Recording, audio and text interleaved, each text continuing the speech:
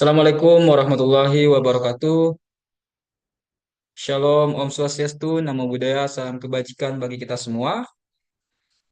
Saya Aswandi selaku moderator pada presentasi pada kali ini. Kami mengambil judul mengenai analisis kinerja usaha tani perkebunan kelapa sawit dengan pendekatan terpadu dalam menilai dampak dan valuasi ekonomi di Kabupaten Bangka. Kami dari kelompok satu yang beranggotakan saya sendiri, Aswandi selaku moderator, ada Arya Agustian selaku ketua kelompok, Izam Zamali, dan juga Mamuji. Next slide.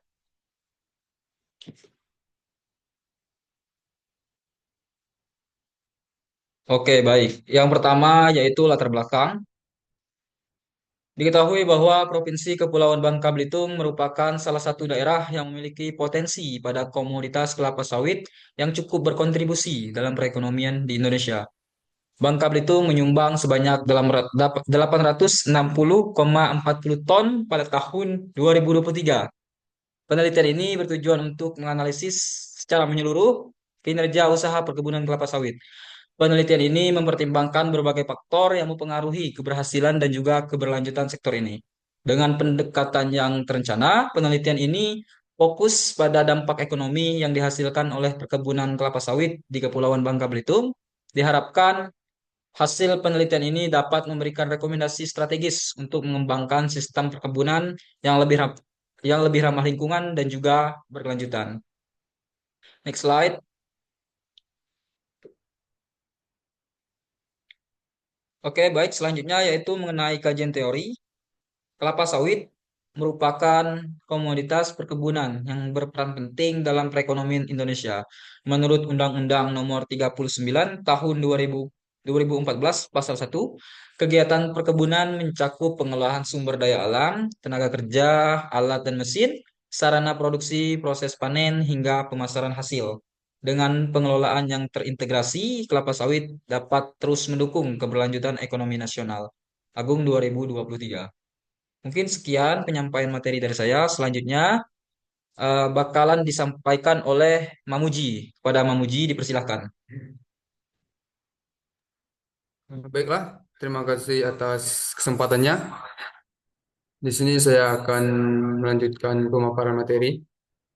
Selanjutnya itu ada metodologi penelitian, tempat dan waktu.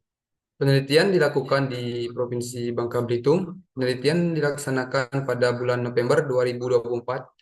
Tahapan kegiatan penelitian terdiri dari pengumpulan data, pengelolaan data, analisis data, dan penyusunan penelitian. Jenis data. Penelitian ini menggunakan data sekunder dalam bentuk data time series selama 4 tahun, yaitu dari tahun 2020 sampai 2023. Data sekunder yang dimanfaatkan terdiri dari bukti, catatan, atau laporan stories yang telah terdokumentasi dalam arsip dan tersedia untuk umum.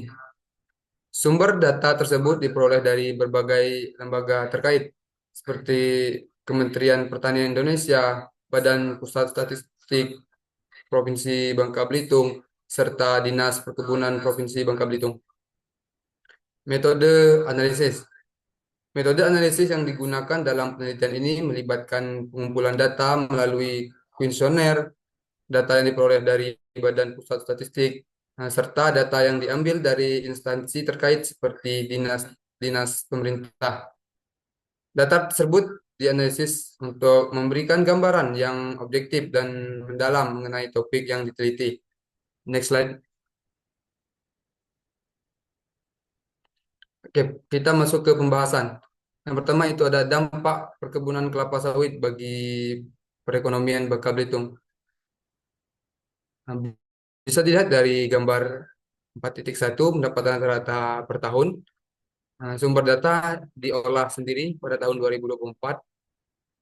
Nah, berdasarkan data kuesioner, mayoritas petani memperoleh pendapatan tahunan per hektar yang berkisar dari kurang dari 10 juta hingga lebih dari 10 juta, 30 juta. Dengan harga jual tandan buah segar TBS berkisaran antara 1.000 hingga lebih dari 2.000 per kilogram. Hasil panen umumnya dijual kepada pengepul, meskipun ada sebagian petani yang menjual langsung ke pabrik untuk mendapatkan keuntungan yang lebih besar. Mungkin itu saja penyampaian penambahan materi dari saya. Saya kembalikan ke moderator. Baik, terima kasih kepada Mamuji atas penyampaian materinya. Materi selanjutnya bakal disampaikan oleh Arya Agustian. Kepada Arya, saya persilahkan. Baik, terima kasih atas kesempatan yang telah diberikan. Ini saya akan menjelaskan sedikit mengenai data harga TBS pabrik kelapa sawit pada periode 2023 sampai dengan tahun 2024. Ini berdasarkan data harga TBS pabrik kelapa sawit pada tahun 2023 sampai dengan 2024. Itu harga tertinggi terdapat pada tahun 2023 yang dipegang oleh PT Gunung Pelabuhan Lestari dengan harga Rp2.370, sedangkan pada tahun 2024 harga tertinggi itu masih tetap dipegang oleh PT Gunung Pelawan Lestari dengan harga Rp2.680. Untuk harga terendah itu didapatkan pada tahun 2023, yang dimana pada tahun 2023 itu didapati oleh PT Gunung Maras Lestari dengan harga Rp2.110. Sedangkan untuk pada tahun 2024 harga yang terendah itu ada di PT Mutiara Agro Sejahtera dengan harga Rp2.450. Jadi semua perusahaan ini mengalami kenaikan kenaikan ya dari tahun 2003 sampai dengan 2024. Kenaikan tertinggi tadi pada PT Tata Hamparan Eka Persada yaitu Rp2.230 menjadi Rp2.650. Ini naik senilai Rp420. Sedangkan untuk kenaikan terendah itu ada pada PT Mutiara Agro Sejahtera, yaitu yang awalnya dari 200 maaf dari 2.220 sampai menjadi Rp2.450, yaitu dengan kenaikan Rp270. Jadi hal ini memberikan kontribusi ekonomi yang sangat lumayan besar. Sejumlah kendala ini masih dihadapi oleh beberapa petani dan juga pelaku kelapa sawit. Harga pupuk yang mahal ini menjadi tantangan yang utama juga dengan rata-rata biaya pemupukan mencapai 2 sampai dengan 5 juta per hektar per tahun. Sementara biaya untuk tenaga kerja dan juga pengendalian hama juga cukup tinggi. Faktor lain yang menghambat produktivitas itu ada beberapa, ini termasuk dengan cuaca yang tidak menentu, ada serangan hama juga, dan juga keterbatasan modal yang mengurangi kemampuan petani untuk menegakkan hasil panen mereka. Hasil survei ini menunjukkan bahwa sebagian besar responden ini melaporkan untuk harga TBS di bawah 10 ton per hektar per tahun yang masih jauh dari potensi maksimal. Hal ini yang disebabkan oleh berbagai kendala teknis seperti penggunaan bibit yang kurang optimal dan keterbatasan akses ke teknologi petani modern. Oke, next.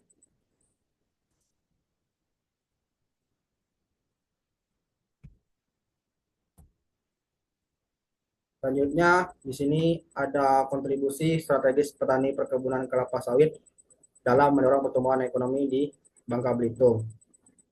Pada data produksi tahun 2020 sampai dengan 2023 dan hitungan ton, produksi kelapa sawit di Bangka Belitung ini menunjukkan tren peningkatan yang cukup konsisten dari tahun 2020 sampai dengan 2023 dengan total produksi peningkatan dari 158.478 ton menjadi 213.514,95 ton.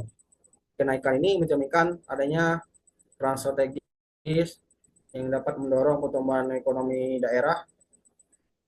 Kabupaten Bangka Barat ini menjadi penyumbang terbesar produksi, diikuti oleh Bangka Selatan yang juga 18 menunjukkan pertumbuhan yang signifikan. Jadi di sini kita ketahui bahwa selain untuk kontribusi ekonomi yang dihasilkan juga berimbas pada pendapatan daerah itu melalui pajak dan retribusi yang dapat digunakan untuk pembangunan infrastruktur dan layanan publik secara keseluruhan. Petani kelapa sawit ini memiliki peran strategis dalam menggerakkan ekonomi di Pulau Bangka Belitung, baik melalui peningkatan produksi, ciptaan lapangan kerja, maupun penguatan stabilitas ekonomi daerah. Dukungan kebijakan yang berkelanjutan juga inovasi teknologi akan semakin memperkuat kontribusi ini di masa mendatang. Mungkin itu aja yang dapat saya sampaikan. Saya kembalikan ke moderator. Oke, baik. Terima kasih kepada Arya Agustian atas penyampaian dan penjelasan materinya. Materi selanjutnya bakal disampaikan oleh Izam Zamali. Kepada Izam, dipersilakan.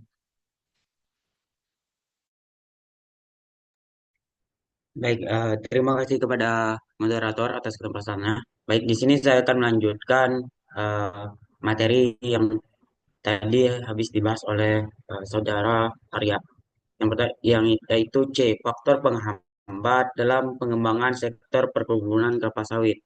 Nah, berdasarkan wawancara dengan masyarakat lokal, dua hambatan utama yang paling banyak disebutkan adalah kondisi cuaca yang tidak stabil dan tingginya biaya pupuk.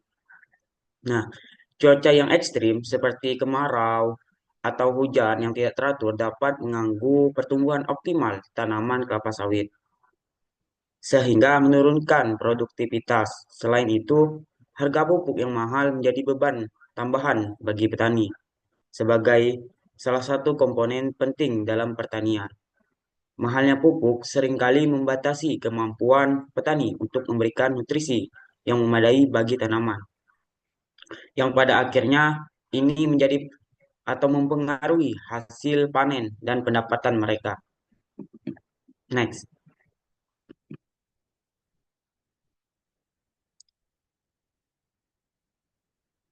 D. Strategi untuk meningkatkan valuasi ekonomi pertumbuhan kelapa sawit sebagai sektor unggulan di Kabupaten Bangka.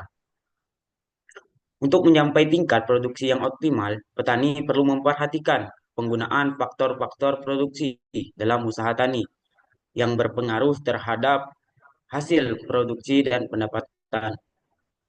Bisa kita lihat di gambar 4.3 penggunaan bibit unggul. Di sini tergambarkan bahwa penggunaan bibit unggul itu lebih banyak eh, respondennya sekitar 25 itu telah menggunakan bibit unggul dalam kegiatan perkebunan sawit. Nah, sementara ada 5 atau sekitar 5 orang yang tidak menggunakannya.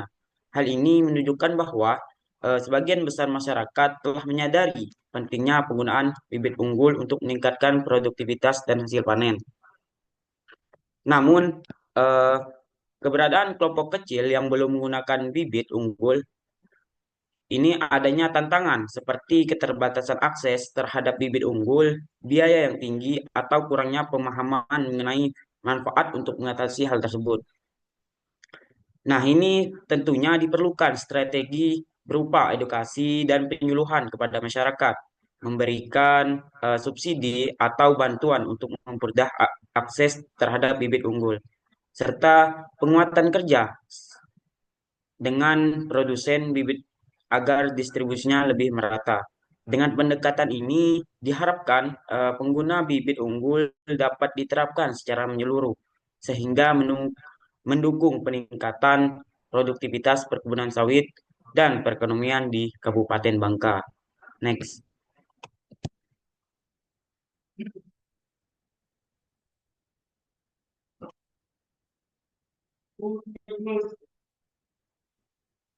Baik, mungkin dari kesimpulan dari apa yang kami sampaikan tadi terkait penelitian kami ini, perkebunan kelapa sawit di Kabupaten Bangka memberikan dampak ekonomi yang signifikan melalui peningkatan pendapatan masyarakat, penyediaan lapangan kerja, dan kontribusi pada perekonomian daerah. Sebagian besar petani sawit merupakan usaha kecil yang menjual hasil panen ke pabrik atau pengepul. Meskipun demikian, sektor ini menghadapi kendala seperti harga pupuk yang tinggi, cuaca yang tidak menentu, serta keterbatasan modal dan teknologi. Fluktuasi harga tandan, buah segar, atau dalam kurung TBS juga mempengaruhi stabilitas pendapatan petani. Untuk mengatasi masalah ini, diperlukan strategi seperti adopsi teknologi, pertanian modern, subsidi pupuk, dan pelatihan petani. Selain itu juga keberlanjutan lingkungan juga perlu diperhatikan melalui tata kelola yang lebih baik dengan pendekatan terpadu dan dukungan kebijakan yang memadai. Sektor kelapa sawit dapat menjadi motor penggerak ekonomi yang lebih berkelanjutan di Bangka Belitung. Baik, mungkin itu saja dari saya. Saya kembalikan kepada moderator. Oke, baik. Terima kasih kepada Izam Zamali. Mungkin cuma itu saja penjelasan dan juga pemaparan mengenai hasil penelitian kami pada hari ini. Saya Aswandi selaku moderator mengundurkan diri. Jalan-jalan ke rumah si Ratu.